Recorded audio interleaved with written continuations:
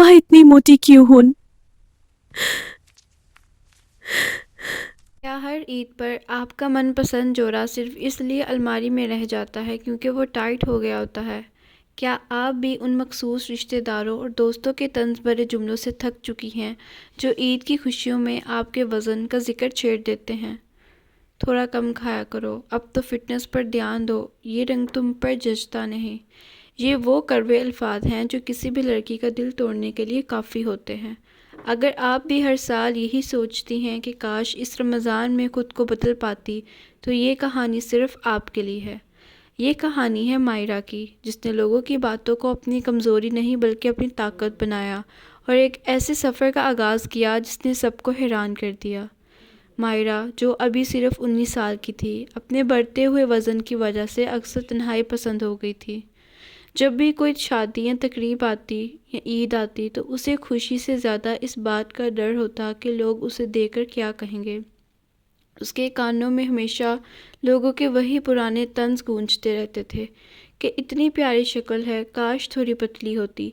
रमज़ान का चाँद नज़र आया तो जहाँ लोग इबादत की तैयारी कर रहे थे, मायरा ने आईने के सामने खड़े होकर खुद से एक वादा किया। उसने सोचा कि अगर वो अब नहीं बदली तो शायद कभी नहीं बदल पाएगी। उसने लोगों के मजाक और उनकी बातों को एक चैलेंज के तौर पर लिया।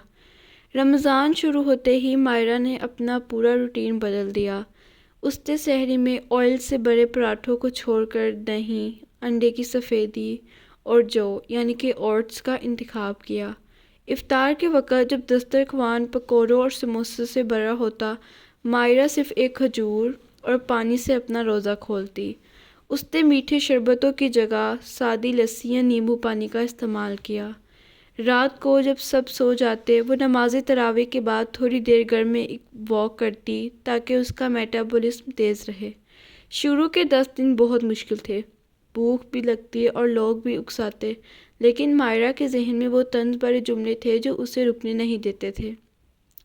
जैसे जैसे रमज़ान का आखिरी इशरा यानी कि आखिरी 10 दिन करीब आए, तो मायरा को अपने जिस्म में एक अजीब सी हल्कापन का एहसास होने लगा। उसकी स्किन साफ़ हो गई थी और उसका चेहरा चमकने लगा था। जब उसने चांद रात को अपना ईद का नया जोड़ा पहना तो उसकी आंखों में खुशी के आंसू आ गए।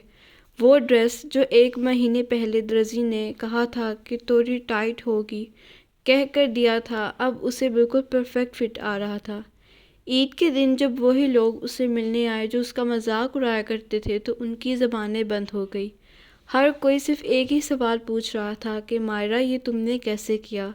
मायरा ने सिर्फ एक पुरएतमाद मुस्कुराहट के साथ जवाब दिया कि इरादा सच्चा हो तो रमज़ान सिर्फ रूह का ही नहीं, जिस्म के भी इस्लाह कर देता है। क्या भी चाहती हैं कि मैं आपके लिए इस कहानी के मुताबिक नेक्स्ट कहानी लेके आऊँ, next drink weight loss diet plan लेके आऊँ? सो कमेंट सेक्शन में आप लोगों ने ज़रूर बताना है। अगली वीडियो तक के लिए अल्लाह हाफिज़।